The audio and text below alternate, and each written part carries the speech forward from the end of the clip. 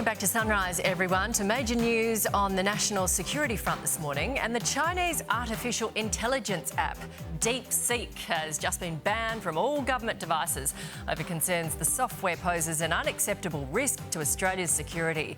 But just like the government's ban on TikTok, it won't impact everyday Aussies. For their take, let's bring in Employment Minister Murray Watt and Shadow Finance Minister Jane Hume. Good morning to both of you. Murray, OK, I can go on my phone right now, and the second one down on the App Store, when I look up DeepSeek, it's just there. I can just press the little get button. Why can't you? What's so bad about this app? Yeah, well, there obviously has been a lot of buzz about this app in the last few days, Nat, but what we've decided as the Australian government is that we will be banning it from being used on government phones and government computers. Basically, the national security assessment that we've received from our security agencies says that it's too high risk to have on government phones, and that really comes down to the way data is being managed by DeepSeek. So obviously, it's a decision for every individual whether they want to put that on their phone or not, but from a government point of view, we've said the risk is too high and we won't be allowing it on government phones. So if it's such a security risk, why is it OK for a lot of Australians? Because it's the #1 app in Australia right now. Why is it OK for everyone else? Well, I guess as a government, we're leaving it for individuals to make their own choices about what apps they put on their phones. But, you know, I think you can read something into the fact that the government has decided that it's not secure to have on government phones, and people might want to have a think about that when it comes to their personal phones. We'd already obviously banned TikTok from government phones as well, and there's millions of Australians who've gone ahead and put that on their personal phones. But we'd certainly be encouraging people to really get across the online privacy guidelines and rules that DeepSeek has and make a really good decision about whether they want to take that risk themselves. Jane, how can the average person make that decision? It's very difficult for the average person to make a decision like that, which is one of the reasons why we think it would be a good idea if the government issued some guidelines to the Australian public about why DeepSeek has been banned from government phones, so that people could make a more informed choice about what they do with their own phones.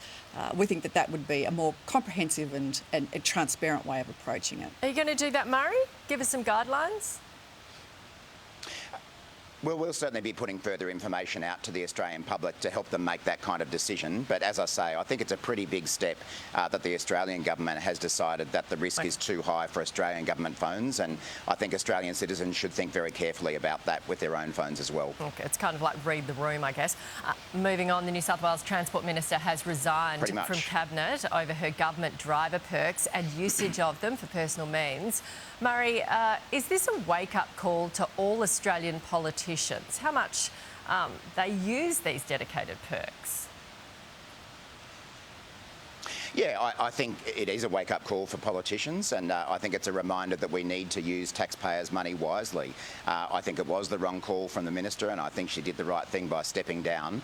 You know, we've got a responsibility as politicians to use taxpayers' money wisely, and that applies whether it's about making use of cars or other things that we use in our jobs.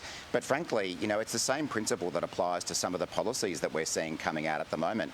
I don't think it's a good use of taxpayers' money to be spending up to $10 billion subsidising long lunches using taxpayers' funds. And that's the kind of policy that Jane and her team are coming forward with as well. Those rules apply for politicians. Politicians should use taxpayers' money wisely. And I think the same thing when it comes to policies that we're taking to the election as well.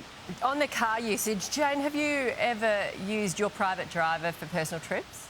I accidentally did once, and I paid the money back the next day. It was just an accidental booking because, you know, I didn't know the rules. I was pretty new on the ground then.